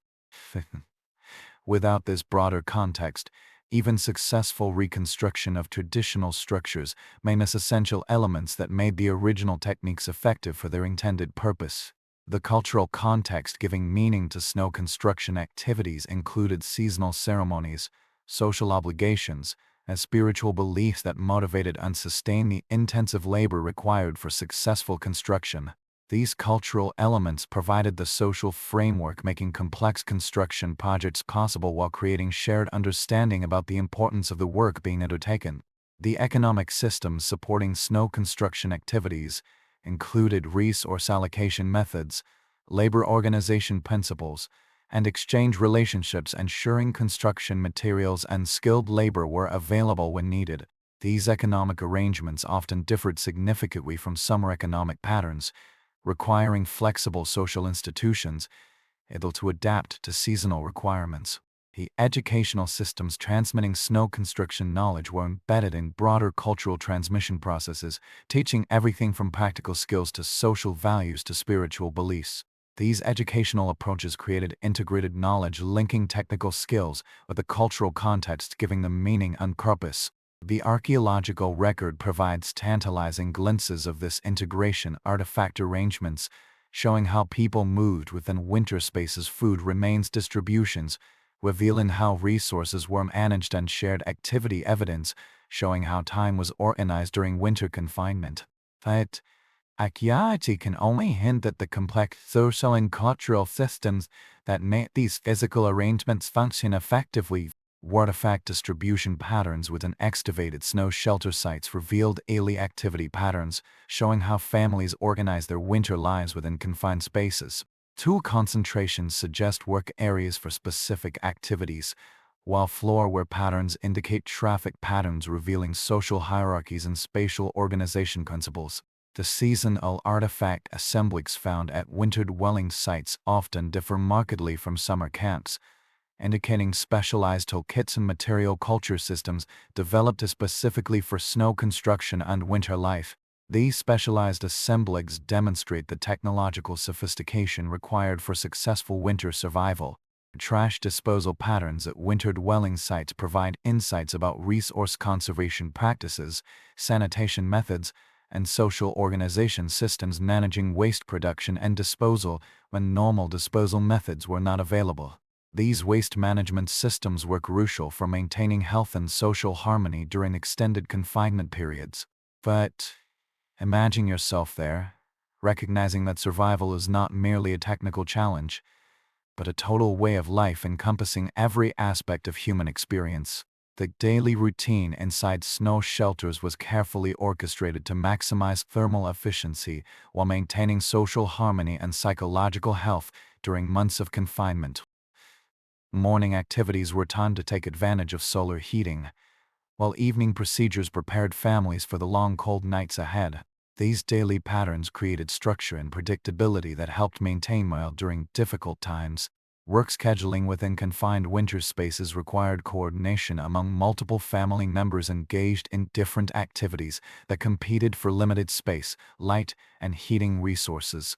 Traditional families developed sophisticated scheduling systems maximizing productivity while minimizing conflicts over scarce resources. The social protocols governing behavior within confined winter spaces addressed privacy needs, conflict resolution, and authority relationships that maintain family harmony under stressful conditions. These behavioral guidelines were often embedded in cultural traditions and storytelling, making social expectations clear while providing enforcement mechanisms. Mental health maintenance during winter confinement required understanding human responses to isolation, confinement, and sensory deprivation that anticipated unaddressed mental health challenges before they became serious problems. Traditional cultures developed entertainment, exercise, and social interaction systems to maintain psychological resilience throughout the winter period. The seasonal transition periods marking the beginning and end of winter dwellings required careful preparation and adjustment activities, helping families adapt to changing living conditions and social arrangements. These transition periods are often marked by ceremonies and celebrations providing psychological closure and new beginnings. Resource management during winter confinement required sophisticated planning and allocation systems balancing immediate needs against long-term survival requirements while accounting for uncertainty about weather conditions and resource availability. These management systems often include rationing protocols, emergency reserves, and sharing arrangements that distributed risk across the community. Health maintenance systems during winter confinement addressed physical and mental health challenges through preventive measures, treatment protocols, and social support systems that maintained family and community health throughout the difficult winter period. These health systems integrated practical medical knowledge with social and spiritual healing approaches. As we prepare to leave these puzzles of snow and survival, we take with us a deepened appreciation for the complexity underlying what might seem like simple techniques. Transforming snow from killer to shelter required not just physical skills, but profound understanding of materials, weather, social organization, and human psychology, which represented accumulated wisdom of countless generations, constantly tested and refined by the harsh teacher of winter survival. The integration of multiple knowledge domains in traditional snow construction demonstrates the holistic thinking characterizing traditional survival systems. Technical knowledge about materials and construction was inseparable from social knowledge about family organization, economic knowledge about resource management, and spiritual knowledge about the human relationship with natural forces. The testing mechanisms validating traditional knowledge included immediate feedback from construction success or failure, and long-term evaluation of techniques through seasonal and generational experience. This testing created robust knowledge systems constantly refined through practical application under life-threatening conditions. The transmission systems preserving and sharing traditional knowledge created redundancy and verification mechanisms ensuring essential information was maintained even when individual knowledge holders were lost. These transmission systems included multiple pathways for information sharing and verification processes testing knowledge accuracy through practical application. The paradox of snow danger and protection, temporary and essential, simple and complex, reflects larger paradoxes about human survival itself. We are simultaneously vulnerable and resourceful, dependent on our environment and capable of reshaping it, individual and communal, temporary and enduring. Those who learned to build homes from the storms that threatened to destroy them understood these paradoxes not as philosophical abstractions, but as practical realities shaping every aspect of their winter lives. The philosophical implications of snow's paradox extend beyond survival techniques to encompass fundamental questions about the human relationship with the natural environment. Traditional snow builders developed worldviews embracing both human vulnerability and human creativity, accepting environmental constraints while exploring possibilities for adaptation and innovation. The psychological resilience making successful snow construction and winter survival possible required acceptance of uncertainty, comfort with risk, and confidence in human capabilities that balanced realism about dangers with optimism about possibilities. These psychological qualities were developed through cultural practices and personal experiences that prepared individuals for extreme challenges. The social values supporting snow construction activities emphasize cooperation, mutual aid, and shared responsibility while maintaining individual initiative and personal accountability. These value systems created the social cohesion essential for survival while encouraging innovation and adaptation that improved survival prospects. The knowledge lies not in books or museums, but in the subtle traces they left on the landscape, any archaeological fragments hinting at techniques we can only partially reconstruct, and a recognition that human survival often depends on our ability to turn apparent obstacles into resources, to find protection within the very forces that seem most threatening. The landscape signatures of traditional snow construction activities include not just obvious circular depressions and post-hole patterns, but subtle modifications to drainage patterns, vegetation communities, and soil characteristics reflecting centuries of seasonal construction activities. These landscape signatures provide ongoing opportunities for archaeological discovery and knowledge recovery. The genetic heritage of traditional snow construction knowledge may persist in contemporary populations through inherited psychological adaptations that enhanced survival prospects under extreme conditions. Research into population genetics and adaptive traits may reveal biological aspects of traditional survival ability complementary to cultural knowledge systems. The technological heritage of traditional snow construction appears in contemporary building techniques, emergency shelter designs, and survival training programs incorporating principles originally developed for snow construction applications. These contemporary applications demonstrate the continuing relevance of traditional knowledge to modern survival challenges. The mystery of snow as shelter reminds us that survival knowledge is always more complex than it appears, always embedded in broader systems of understanding, always dependent on wisdom that goes beyond simple technical skill. When winter winds blow snow across landscapes where ancient shelters once stood, they carry the whisper of knowledge that once meant life or death, knowledge that connected people to their environment and to each other in ways our own survival systems rarely require. The contemporary relevance of traditional snow construction knowledge extends beyond historical interest to include practical applications in emergency preparedness, wilderness survival, and sustainable building practices that can inform modern approaches to environmental challenges. These contemporary applications require adapting traditional principles to modern contexts and constraints. The research methodologies capable of recovering unvalidating traditional snow construction knowledge include experimental archaeology, environmental reconstruction, and interdisciplinary approaches combining archaeological evidence with ethnographic documentation, environmental science, and materials engineering.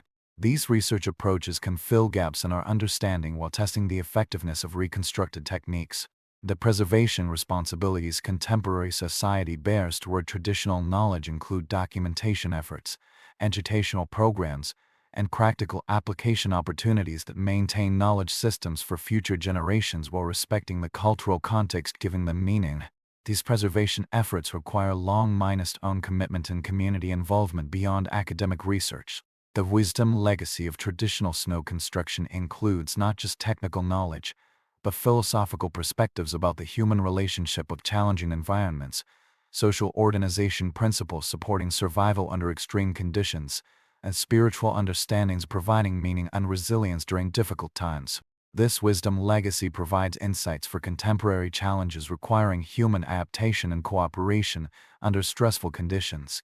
When snow continues to fall and accumulate across northern landscapes where these ancient techniques were practiced, it carries the continuing possibility of rediscovery, the ongoing invitation to understand how human ingenuity can transform the most threatening aspects of our environment into the foundation of our survival. The paradox of snow tillering protector, obstacle and opportunity remains as relevant to our ancestors who learned to build homes from winter's own weapons as it does to us today, creating shelters and warmth from forces that sought to destroy them. The eternal cycle of snow falling, accumulating, melting continues to offer opportunities to those willing to learn to read its lessons, understand its dual nature, and discover within its crystalline structure the challenges and solutions defining the eternal human struggle for survival in a world simultaneously hostile and generous, deadly and life minus giving, alien and intimately familiar. In this continuing cycle, ancient knowledge whispers its invitation to those with eyes to see, with hands flown to learn the patient art of transforming winter's weapons into winter shields. As darkness deepens, let us explore one final contrast: the delicate balance between authority and vulnerability when the storm renders all humans equal. At the heart of a winter camp, families huddled in their simple bark and hide shelters, there often stood structures speaking of different possibilities: larger lodges, more elaborate constructions, dwellings accommodating not just single families, but serving as gathering places for ceremony, council, and the complex social activities that bound community together even in the harshest season. These were the dwellings of chiefs, medicine people, respected elders, structures reflecting status and responsibility in ways that went far beyond mere comfort. It also reveals something profound about the nature of privilege in societies where survival depends on cooperation, where individual well-being is inseparable from community welfare, where even the most powerful leaders remain subject to winter's ultimate authority. Imagine yourself there, understanding that even the grandest shelter remains a fragile barrier between human life and the endless cold.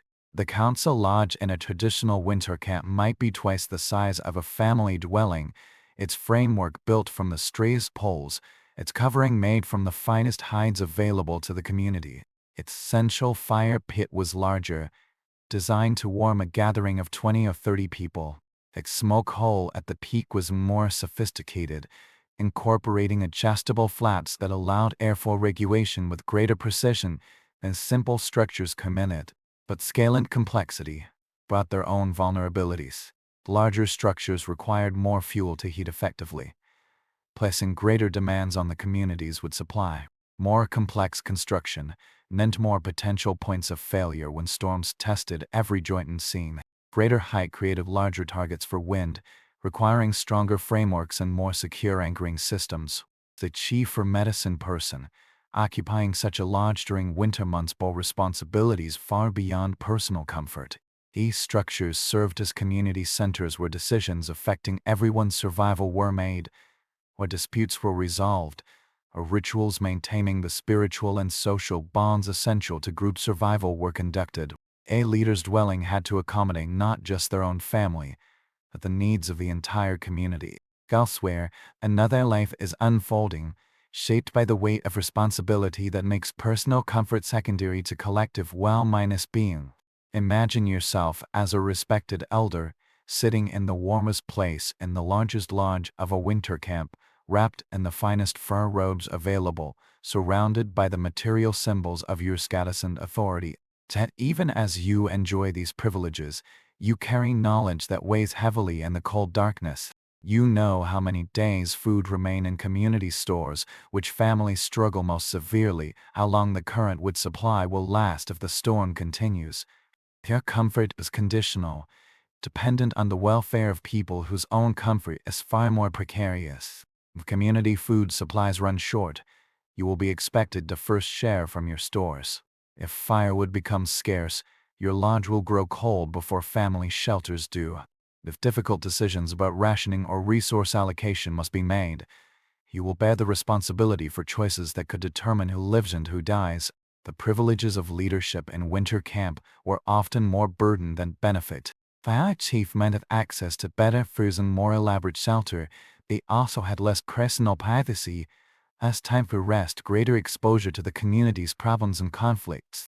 Their dwelling served not as a private retreat, but as a public space where people brought their concerns, their disputes, their requests for help during the most stressful period of the year.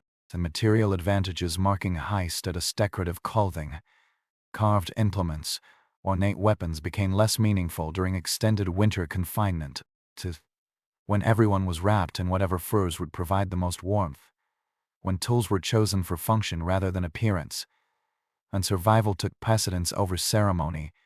The visual markers of social distinction diminished in importance. A silent struggle, repeated day after day, recognizing that authority must be continually earned through service, not merely claimed through position. The construction of a leader's lodge required community labor and community resources in ways that both demonstrated untested social bonds.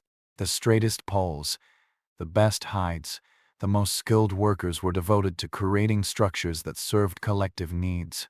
But this investment represented significant sacrifice from families who could have used those same resources for their own shelters.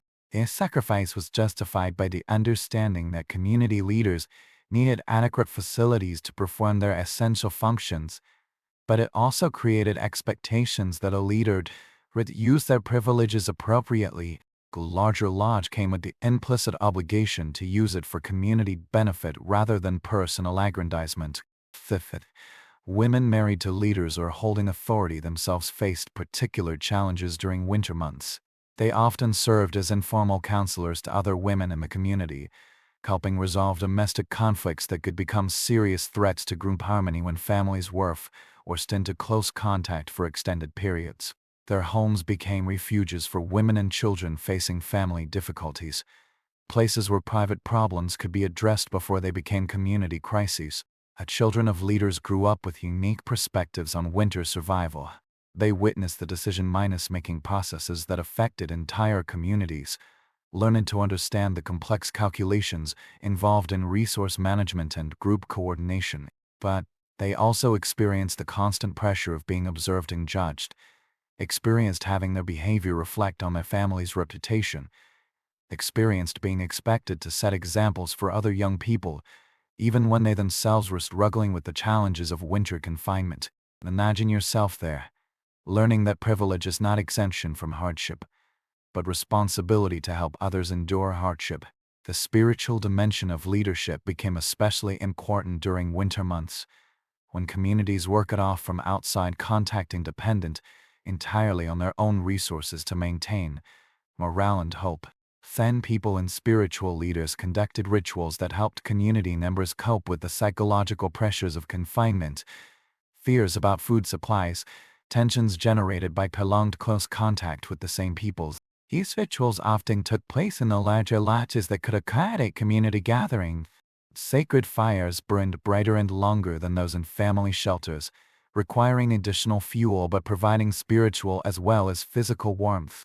The smoke from these fires was believed to carry prayers and offerings to the spirit world, creating connection between the isolated winter community and the larger cosmic forces governing their survival. The responsibility for maintaining these spiritual connections was not taken lightly. Spiritual leaders understood that community morale could be as crucial for survival as adequate food supplies or sturdy shelters. Their personal comfort was sacrificed to ensure they remained available for consultation and guidance whenever community members needed spiritual support regardless of the hour or the weather conditions. During winter months, the larger lodges also served as repositories of community memory, where elders gathered to share stories, recite genealogies, preserve historical accounts and traditional knowledge that might otherwise be lost. These activities required space for audiences and comfortable conditions for extended storytelling sessions. The investment in larger, more comfortable structures was partly an investment in cultural continuity. Elsewhere, another life is unfolding, and the recognition that some forms of wealth can only be preserved by sharing them. Yet winter has a way of stripping away artificial distinctions and revealing fundamental equalities. When blizzards rage relentlessly for days, when food reserves grow critically low, when wood supplies dwindle toward exhaustion, even the largest lodge can become desperately cold. Even the most powerful leader can face the same fears and vulnerabilities as the most humble community member. Archaeological evidence from winter campsites suggests that under extreme conditions, boundaries between different social strata often broke down entirely. Artifact distributions indicate people freely moved between structures, sharing resources and labor without regard to normal social hierarchies. The group's survival took precedence over the maintenance of individual status distinctions. These crisis periods revealed both the strength and the limitations of traditional leadership structures. Leaders whose authority was based primarily on inherited status or ceremonial position I find their influence diminished when practical survival skills became more important than formal rank.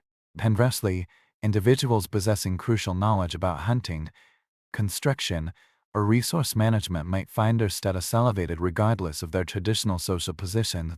The structures themselves reflected these dynamics. During normal times, the size and elaboration of dwellings clearly marked social distinctions within winter camps. But when storms threatened to destroy all shelters equally, when survival required maximum cooperation and resource sharing, these distinctions became less relevant than the practical question of which structures could best serve community needs.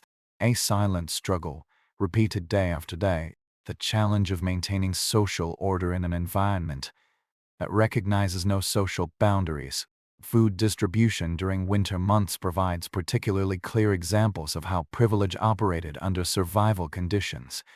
Leaders typically had access to better food stores, more meat, higher quality preserved foods, greater variety in their diets.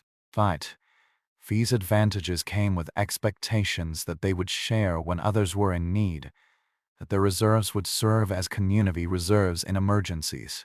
Actually managing these expectations required considerable skill and judgment. Leaders had to maintain adequate supplies for their own families while remaining available to assist others in crisis. They had to balance individual needs against community welfare, immediate demands against long-term sustainability. These decisions were made under intense scrutiny, community members carefully watching to ensure resources were being used fairly and effectively. Cutting facilities in a leader's lodge were typically more elaborate than those in family shelters, equipped with larger pots, more sophisticated utensils, and arrangements that could accommodate food preparation for community gatherings. But these facilities also required more fuel, more labor, and more resources to operate effectively. The apparent luxury of better cooking equipment came with the obligation to use it for community benefit rather than personal indulgence. The psychological pressure on leaders during extended winter isolation could become overwhelming.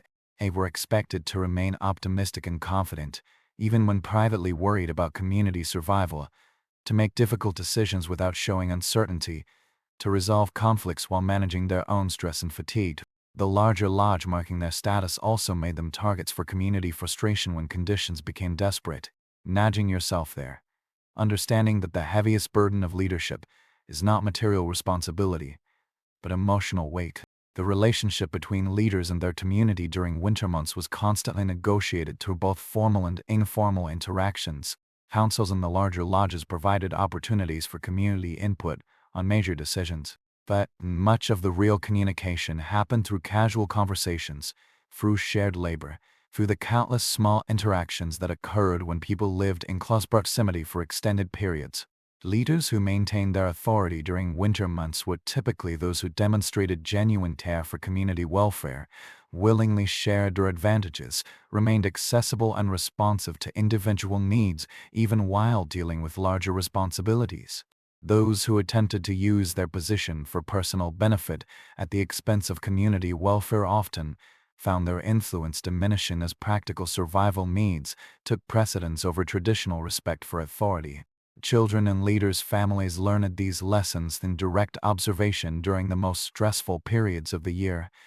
They saw their parents' apparent privileges were actually responsibilities, that the larger lodge they lived in was actually community property, that their families' better food and warmer clothing came with obligations to assist others who had less. These lessons shaped their understanding of leadership as service rather than domination. The seasonal cycle of leadership reflected these dynamics. During summer months where resources were abundant and communities mobile, social distinctions could be maintained through ceremonial displays and material accumulations. But winter stripped away these superficial markers, revealing which leaders possessed the practical skills, emotional strength, and community commitment necessary for survival-based leadership. Elsewhere, another life is unfolding, and the recognition that true authority comes not from power over others, but from willingness to serve their needs. The architectural features of leaders' lodges reflected their dual nature as both private residences and public facilities. Interior arrangements had to accommodate family privacy while remaining suitable for community gatherings. Storage areas needed to hold both personal belongings and community resources. Sleeping arrangements had to provide comfort for the leader's family, while ensuring visitors and temporary residents could be accommodated when necessary. These design challenges required deep understanding of house space, could be organized to simultaneously serve multiple functions. Traditional builders developed innovative solutions, movable partitions that could create privacy when needed but be removed for large gatherings, multi-little storage systems that maximize capacity while maintaining accessibility, ventilation arrangements that could handle variable occupancy levels without compromising air quality. The heating systems in larger lodges were particularly complex, requiring careful engineering to ensure the entire space could be effectively heated without wasting fuel. To multiple fire pits, strategic placement of heat-reflecting surfaces, and sophisticated smoke management systems were all necessary to make large structures habitable during severe cold spells. This complexity made these lodges more susceptible to heating system failures that could quickly make them uninhabitable. The maintenance of leaders' lodges during winter months required constant attention from multiple community members. Larger surface area and more complex construction meant more opportunities for storm damage, more places where insulation might fail, more systems needing regular adjustment and repair. This maintenance work was typically shared among community members as part of their obligation to support leadership infrastructure, but it also created additional labor demands during the season when energy was most precious. A silent struggle, repeated day after day, recognizing that apparent privilege often conceals deeper forms of vulnerability and responsibility.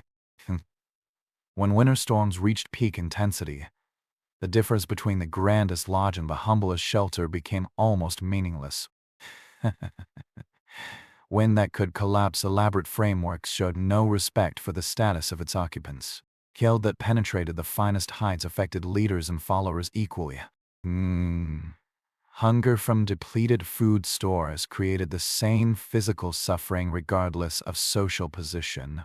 These moments of extreme difficulty often produce the most profound demonstrations of community solidarity.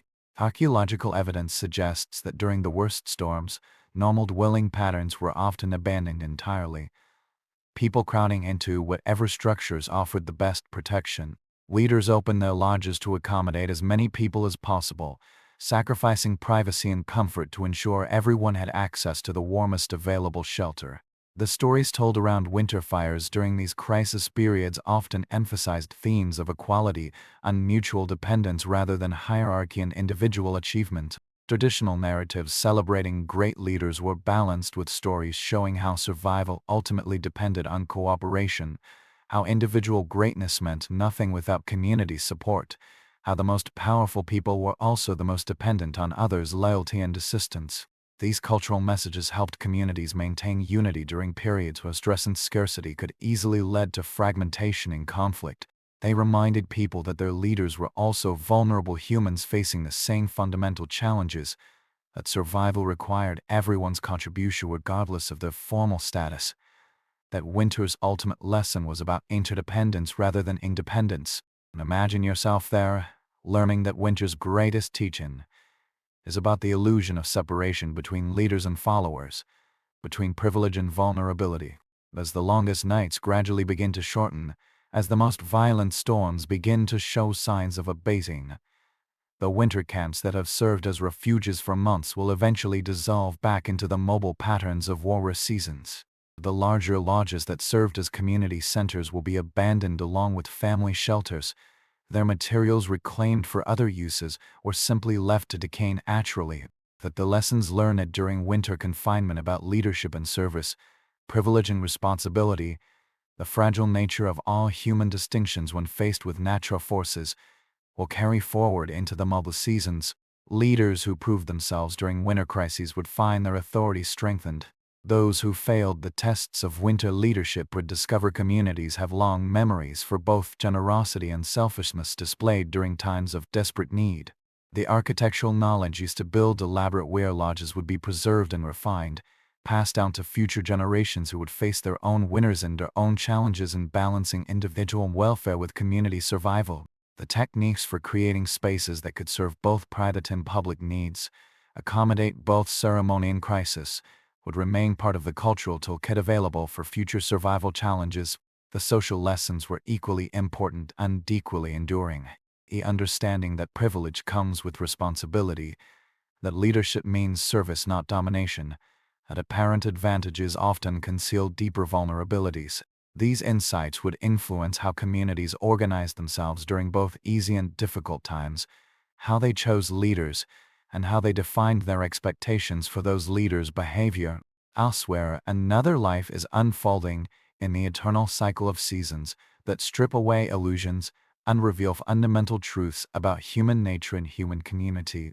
As we prepare to leave these winter camps, these lodges grand and humble, these communities that found ways to endure together through the harshest conditions their environment could produce, we take with us a deeper understanding of how human societies actually function when stripped of their superficial complexities. Winter reveals that the most successful communities are those that balance individual needs with collective well-being, that support leadership while holding leaders accountable, that maintain social order while remaining flexible enough to adapt to changing circumstances.